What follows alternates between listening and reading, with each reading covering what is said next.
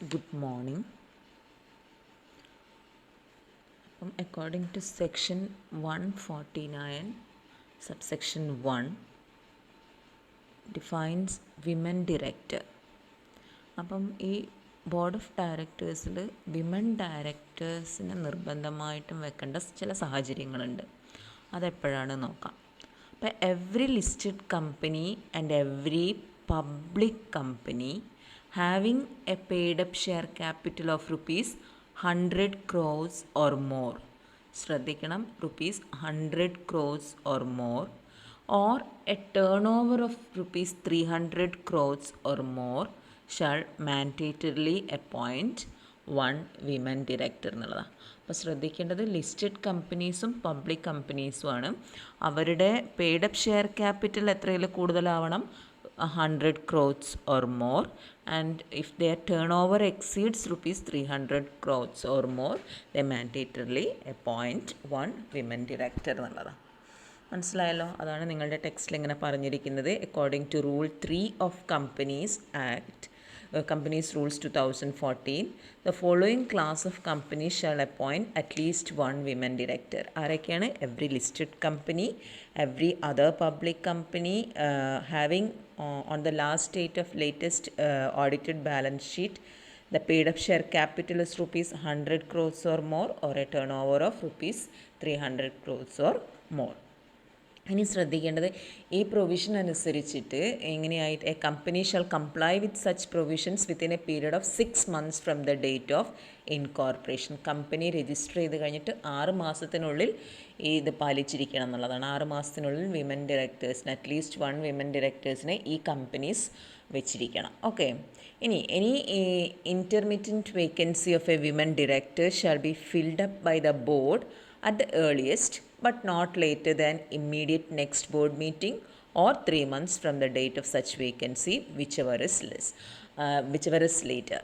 അതായത് ഇവിടെ പറയുന്നത് എന്താണെന്ന് വെച്ച് കഴിഞ്ഞാൽ, അതിൻ്റെ ഇടയ്ക്ക് എങ്ങാനും വിമൻ ഡയറക്ടർ വേക്കൻസി വന്നിട്ടുണ്ടെങ്കിൽ, അതായത് ഓൾറെഡി 6 monthsനുള്ളിൽ അപ്പോയിൻറ്റ് ചെയ്ത് അത് കഴിഞ്ഞിട്ട് എന്തെങ്കിലും കാരണത്താൽ ആ വിമൻ ഡയറക്ടർ പോവുക, അങ്ങനെ എന്തെങ്കിലും വേക്കൻസി വന്നിട്ടുണ്ടെങ്കിൽ ആ വേക്കൻസി എത്ര മാസത്തിനുള്ളിൽ ഫില്ല് ചെയ്യണം എന്നാണ് പറയുന്നത്? ഒന്നുകിൽ നെക്സ്റ്റ് ബോർഡ് മീറ്റിങ്ങിൻ്റെ ഇടയിലായിട്ട് ഫില്ല് ചെയ്യുക, അല്ലെങ്കിൽ 3 months, വിച്ച് ഇസ് ഏർലിയർ എന്നാണ് പറയുന്നത്, വിച്ച് ഇസ് ലേറ്റർ. ഓക്കെ.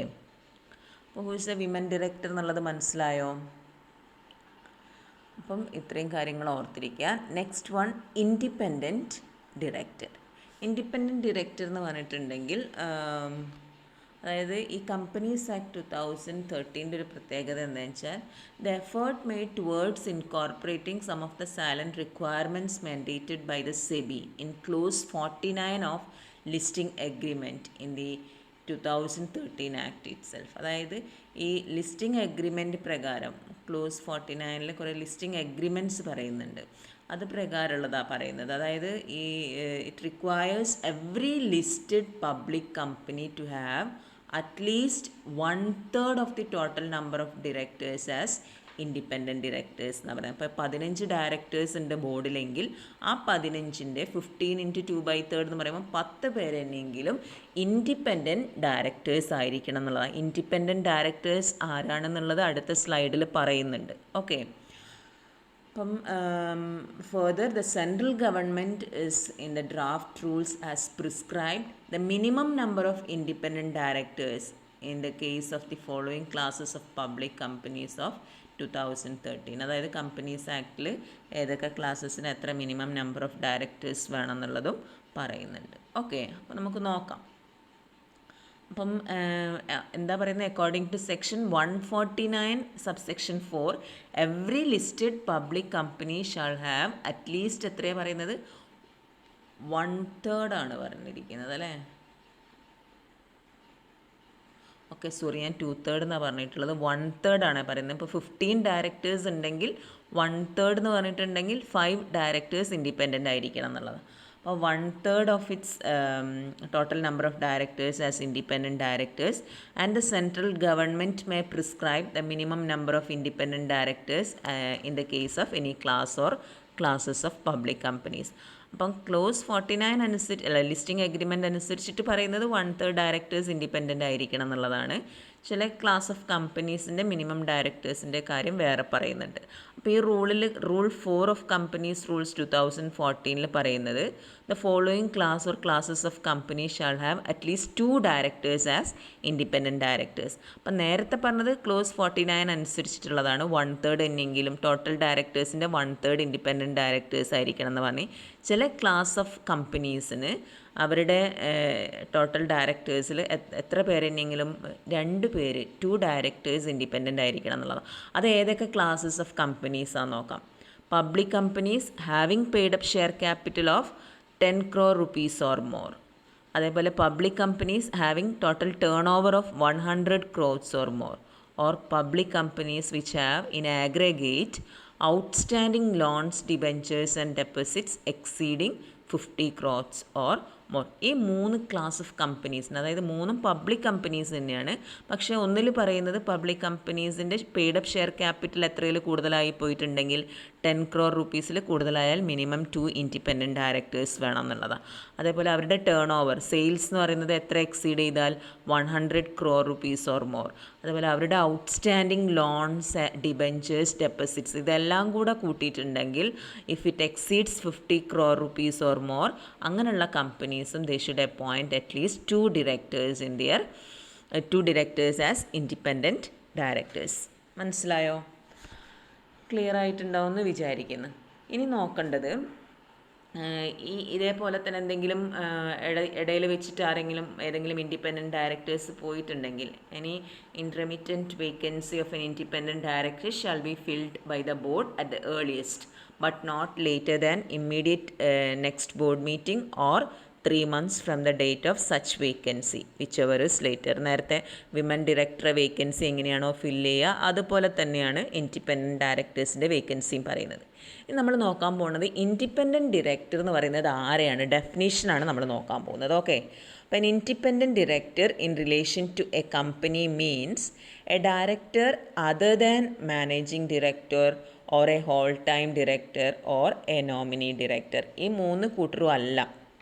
മനസ്സിലായല്ലോ? Other than these. അപ്പം ഇതിൻ്റെ ഡെഫിനേഷനിൽ പറയുന്നത് എങ്ങനെയാണ്, ഞാനൊന്ന് ചുരുക്കി പറഞ്ഞുതരാം കേട്ടോ. ഫസ്റ്റ് പറയുന്നത് the following are the conditions relating to independent director. First one പറയുന്നത് who is in the opinion of the board is a person of integrity and possess relevant expertise and experience എന്നാണ്.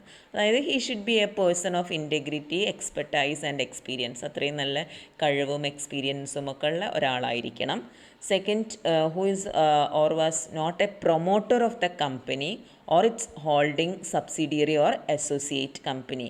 അയാൾ ആരാവാൻ പാടില്ല? he should not be a promoter or related to promoters of company or its holding subsidiary or associate company. അതായത് ഈ കമ്പനീൻ്റെ director ആവാൻ പാടില്ല. ഈ കമ്പനിക്ക് വല്ല ഹോൾഡിംഗ് കമ്പനിയോ സബ്സിഡിയറിയോ കമ്പനിയോ ഉണ്ടെങ്കിൽ ആ കമ്പനീൻ്റെ ഡയറക്ടേഴ്സോ പ്രൊമോട്ടേഴ്സോ ഒന്നും ആവാൻ പാടില്ല. അതേപോലെ പ്രൊമോട്ടേഴ്സിൻ്റെ റിലേറ്റീവ്സ് പോലും ആവരുത്. അങ്ങനത്തെ ആളുകളായിരിക്കണം എന്ന് പറയുന്നത് ഇൻഡിപെൻഡൻറ്റ് ഡയറക്ടേഴ്സായിട്ട് സെലക്ട് ചെയ്യേണ്ടത്. Then who has or had no peculiar relationship with the company, its holding subsidiary or associate company or their promoters or directors during 2 immediately preceding financial years or during the current financial year. അതായത് independent director ആവുന്ന ആൾ he or his relatives should not have any pecuniary relationship exceeding the prescribed limit with the company. ആ കമ്പനിയായിട്ട് മാത്രമല്ല its holding subsidiary or associate company or their promoters or directors for the last 2 years എന്നാണ് പറയുന്നത്. അതായത് കമ്പനിയായിട്ട് പാടില്ല, കമ്പനീൻ്റെ holding സബ്സിഡിയറിയിലൊന്നും ആവരുത്, അവരുടെ പ്രൊമോട്ടേഴ്സായിട്ടോ ഡയറക്ടേഴ്സായിട്ടോ ഒന്നും കഴിഞ്ഞ 2 വർഷം അവരുമായിട്ട് യാതൊരു ബന്ധമുള്ള ആളാവാൻ പാടില്ല. ദ പ്രിസ്ക്രൈബ്ഡ് ലിമിറ്റ് എന്ന് പറയുന്നത് it is up to 2% or more of its gross turnover or 50 lakh rupees whichever is less എന്നാണ് പറയുന്നത്. ഓക്കെ, ഇനി വേറൊരു പോയിന്റ് പറയുന്നത് none of whose relatives has or had pecuniary relationship or transaction with the company, its holding subsidiary or associate company or their promoters or directors amounting to 2% or more of gross turnover or total income or 50 lakh rupees or such higher amount as may be prescribed, whichever is less during the 2 immediately preceding financial years or during the current financial year. അതാണ് ഞാനിപ്പോൾ പറഞ്ഞിട്ടുള്ളത്.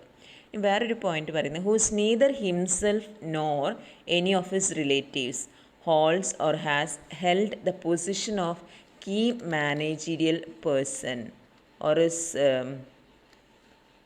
എന്താ പറയുന്നത് has been employee of the company or its holding subsidiary or associate company in any of the 3 financial years immediately preceding the financial year in which he is proposed to be appointed. അതായത് independent director ആവാൻ പോകുന്ന ആൾ he or any of his relatives should not have held the position of key managerial personnel.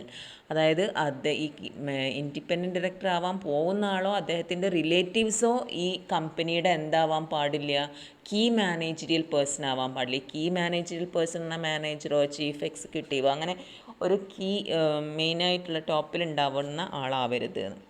പിന്നെ പറയുന്നത് അങ്ങനെ key managerial person ആവാൻ പാടില്ല, employee പോലും ആവാൻ പാടില്ല എന്നാണ് പറയുന്നത്. Or employment of the company or its holding subsidiary or associate company during the last 3 years. അപ്പോൾ കഴിഞ്ഞ 3 വർഷക്കാലം എടുത്ത് നോക്കുന്ന സമയത്ത് ഈ ഇൻഡിപെൻഡൻറ്റ് ഡയറക്ടർ ആവാൻ പോകുന്ന ആളോ അദ്ദേഹത്തിൻ്റെ റിലേറ്റീവ്സോ ഒന്നും ഈ കമ്പനീൻ്റെ കീ മാനേജറിയൽ പേഴ്സണോ എംപ്ലോയിയോ ആവാൻ പാടില്ല എന്നാണ് പറയുന്നത്. കമ്പനീൻ്റെ മാത്രമല്ല, കമ്പനീൻ്റെ സബ്സിഡിയറി, ഹോൾഡിംഗ് അല്ലെങ്കിൽ അസോസിയേറ്റ് കമ്പനിയിലൊന്നും ആവാൻ പാടില്ല.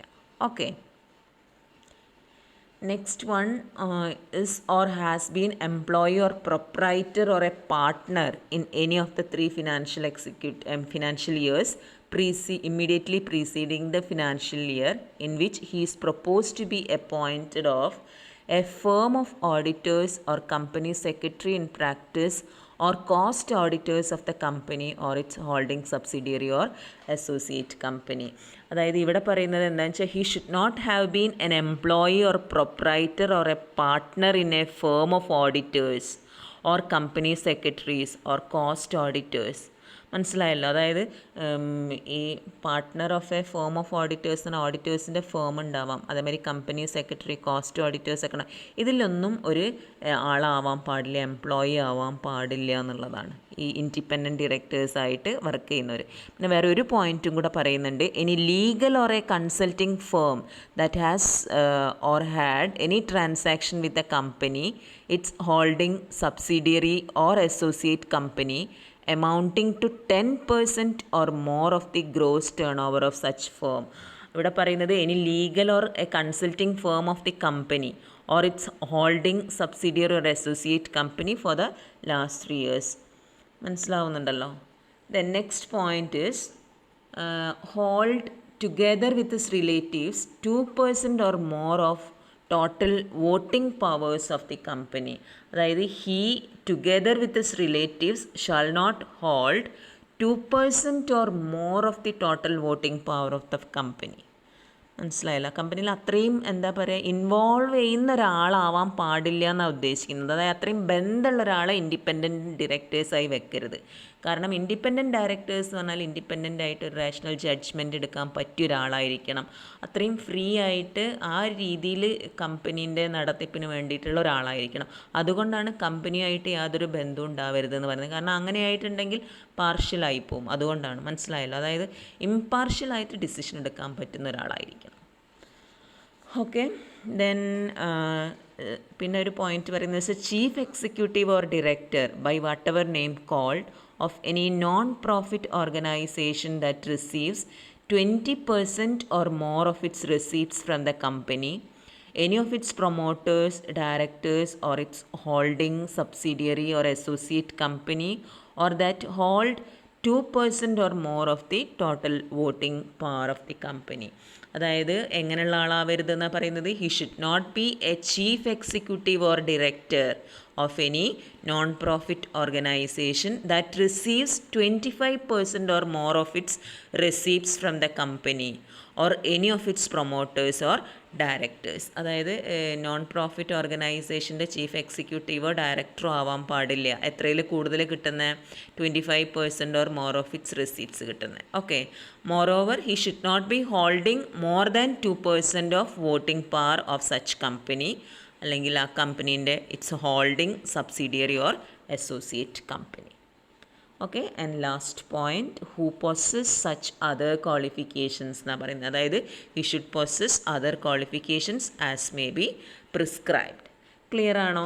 അപ്പോൾ an independent director shall possess appropriate skills, experience, knowledge in one or more field of finance, law, management, sales, marketing, administration, research, corporate governance, technical operations and other disciplines related to the company's business.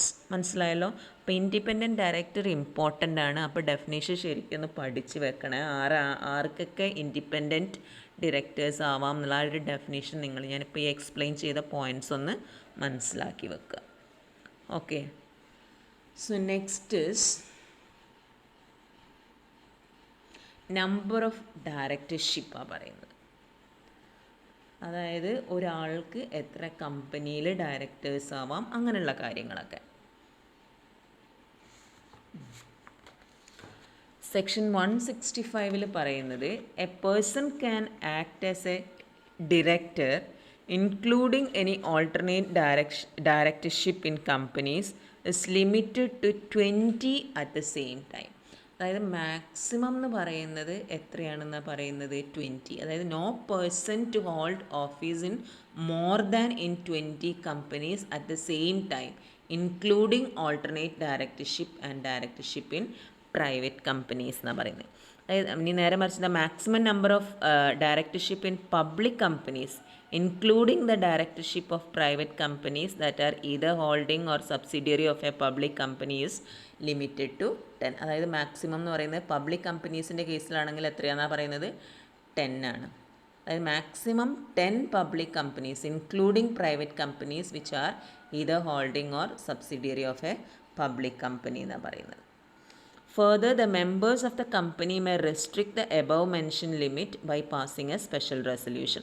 ഇതാണ് general rule. പക്ഷേ special resolution പാസ്സാക്കിയിട്ട് ഇനി വേണമെങ്കിൽ number of directorship limit ചെയ്യാൻ പറ്റും. Any person holding office as directors in companies more than the limits before the commencement of the act shall within a period of 1 year from such commencement. അതായത് പിന്നെ വേറൊരു കാര്യം ചെയ്യേണ്ടത് അതായത് only directorship in companies incorporated outside India excluded. പിന്നെ members ഈ number കാണുന്ന സമയത്തെ ഡയറക്ടർഷിപ്പ് ഔട്ട്സൈഡ് ഇന്ത്യയിലുള്ളതാണ് എക്സ്ക്ലൂഡ് ചെയ്തിട്ടുണ്ട്. പിന്നെ members by passing a special resolution may specify lesser number എന്നാണ് പറയുന്നത്. ഓക്കെ. പിന്നെ ഈ ക്ലോസ് 49 അനുസരിച്ച് ചെറിയ വ്യത്യാസങ്ങളൊക്കെ ഉണ്ട്. A person shall not serve as an independent director in more than 7 listed companies. അതേപോലെ പറയുന്നത് listed companies can serve as an independent director എന്താണ് not more than 3 listed companies. Excess than specified here to be regularised within 1 year from commencement of the act. ഇതിൽ കൂടുതലുണ്ടെങ്കിൽ ഒരു 1 yearനുള്ളിൽ അതെല്ലാം റെഡിയാക്കിക്കൊള്ളണം എന്നുള്ള. അതിൽ കൂടുതൽ ഡയറക്ടേഴ്സായിട്ട് വർക്ക് ചെയ്യുന്നുണ്ടെങ്കിലോ. അപ്പം അങ്ങനെ ഇപ്പം ഈ പറഞ്ഞ ലിമിറ്റ് 2010 പറഞ്ഞല്ലോ, അതിൽ കൂടുതൽ കമ്പനീസിൽ ഡയറക്ടേഴ്സ് ആവുന്നുണ്ടെങ്കിൽ എന്തൊക്കെ ചെയ്യുക? Choose the companies in which he wish to continue to hold the office of the director and shall resign his office as director in other companies and intimate the choice to each company and director. അപ്പോൾ 1 yearനുള്ളിൽ ഇങ്ങനെ മാറ്റങ്ങൾ വരുത്തിക്കൊള്ളണം എന്നുള്ളതാണ്. ഏതൊക്കെ കമ്പനിയിൽ മാത്രം വേണം എന്നുള്ളത് select ചെയ്യാം. എന്നിട്ട് ഏതെന്നൊക്കെ റിസൈൻ ചെയ്യണം വെച്ചാൽ റിസൈൻ ചെയ്തോളുക. അത് കഴിഞ്ഞിട്ട് എന്ത് ചെയ്യണം? രജിസ്ട്രാറെ ഇൻറ്റിമേറ്റ് ചെയ്യണം ഏതൊക്കെ കമ്പനീൻ്റെ ഡയറക്ടേഴ്സായിട്ടാണ് എക്സിസ്റ്റ് ചെയ്യുന്നത് എന്നുള്ളത്. Okay. Such person shall not act as director in more than the specified number of companies after dispatching his resignation or after the expiry of 1 year from the commencement of this act, whichever is earlier. അപ്പോൾ ഇങ്ങനെ ഇതാക്കി കഴിഞ്ഞിട്ടുണ്ടെങ്കിൽ ഏതൊക്കെ കമ്പനീസിൽ നിന്ന് അയാൾ resign ചെയ്തോ directorship, അതൊക്കെ കഴിഞ്ഞിട്ടുണ്ടെങ്കിൽ 1 ഇയറിനുള്ളിൽ, അല്ലെങ്കിൽ എന്താ പറയുന്നത് വെച്ചാൽ ഈ റെസിഗ്നേഷൻ റിസൈൻ ചെയ്തതിന് ശേഷമോ അല്ലെങ്കിൽ ഈ എന്താ പറയുക കമ്പനീസ് ഈ ആക്ട് തുടങ്ങി 1 ഇയറിന് ഏതാണോ വരുന്നത് ആദ്യം അത്രയും അതിൻ്റെ ശേഷം പിന്നെ അയാൾ ആ കമ്പനികളിലൊന്നും എന്താവാൻ പാടില്ല. Such person shall not act as director. Okay. ഇനി if a person accept an appointment as a director in contravention of the above provisions. ഇപ്പം നമ്മൾ പറഞ്ഞിരിക്കുന്നത് 3 കാര്യങ്ങളാണ്. ഒന്നെന്താണ്, ഈ ഓൾട്ടർനേറ്റ് ഡയറക്ടർഷിപ്പ് പ്രൈവറ്റ് കമ്പനീസ് ആണെങ്കിൽ 20 പറഞ്ഞ്, പബ്ലിക് കമ്പനീസ് ആണെങ്കിൽ 10 പറഞ്ഞ്. അപ്പോൾ ഈ പറഞ്ഞ് പിന്നെ അതേമാതിരി എവിടെ നിന്നൊക്കെ അതിൽ കൂടുതലായിട്ടുണ്ടെങ്കിൽ within 1 year of the commencement of എന്തൊക്കെ ചെയ്യണമെന്ന് പഠിച്ച്. ഇതിനൊക്കെ വിരുദ്ധമായിട്ട്, അതായത് in contravention of the above provisions ഒരാൾ ആക്സെപ്റ്റ് ചെയ്യാണ് ഡയറക്ടർഷിപ്പ്, അല്ലെങ്കിൽ അയാൾ അപ്പോയിൻറ്റ് ചെയ്യാണ് ഡയറക്ടറായിട്ടെങ്കിൽ he shall be punishable with fine which shall not be less than 5,000 rupees but which may extend to 25,000 rupees for every day after the first day during which the contravention continues എന്ന് പറയുന്നത്. ഓരോ ദിവസത്തേക്കുള്ള fine അവിടെ തന്നിരിക്കുന്നത് കേട്ടോ. എത്ര കാലം അയാൾ അങ്ങനെ കണ്ടിന്യൂ ചെയ്യുന്നുണ്ടോ, ഓരോ ദിവസവും 5,000 rupees മുതൽ 25,000 വരെ ആവാം അയാളുടെ ഫൈൻ എന്ന് പറയുന്നത്. മനസ്സിലായോ? അപ്പോൾ എത്ര കാലം ഇങ്ങനെ ഒരുപാട് കമ്പനീസിൽ ഈ പറഞ്ഞിരിക്കുന്ന പ്രൊവിഷൻസിന് വിരുദ്ധമായിട്ട് പ്രവർത്തിക്കുന്നുണ്ടോ അത്രയും കാലം ഈ രീതിയിൽ ഫൈൻ അദ്ദേഹത്തിന് he's punishable with such fine. Okay. ഇനി ആസ് പെർ കമ്പനീസ് ആക്ട് 2019 എന്താണ്, the portion beginning with the words punishable with fine and ending with the words contravention continues the word അതിന് പകരമായിട്ട് 2019 അമെൻമെൻറ്റ് പ്രകാരം ഇങ്ങനെയാണ് പറയുന്നത്, liable to a penalty of 5,000 rupees for each day after the first during which such contravention continues and shall be substituted. അപ്പോൾ അതിന് പകരമായിട്ട് penalty എന്നുള്ള വേർഡാണ്, അതായത് പെനാൽറ്റിക്ക് പകരമായിട്ട് യൂസ് ചെയ്തിരിക്കുന്ന വേർഡ് എന്താണ്, പെനാൽറ്റി എന്നുള്ള വേർഡാണ് യൂസ് ചെയ്തിരിക്കുന്നത് ഫൈൻ എന്നുള്ളതിന് പകരം. അത്രമാത്രമുള്ളൊരു വ്യത്യാസമേ ഉള്ളൂ. ഓക്കെ. അപ്പോൾ നിങ്ങൾ ഇന്ന് നോക്കേണ്ടത് ഈ 3 കാര്യങ്ങളാണ്. വിമൻ ഡയറക്ടർ ഏതൊക്കെ കമ്പനീസിന് നിർബന്ധമായിട്ടും വിമൻ ഡയറക്ടറെ വേണം, ഇൻഡിപെൻഡൻറ്റ് ഡയറക്ടേഴ്സിന് അതേപോലെ ഏതൊക്കെ കമ്പനീസിന് വേണം, അതിൻ്റെ പ്രൊപ്പോർഷൻ നോക്കി വെക്കുക, അവർ ഡെഫിനേഷൻ നോക്കിയോ who is an independent director എന്നുള്ളത്, പിന്നെ number of directorship in the case of private company and public company.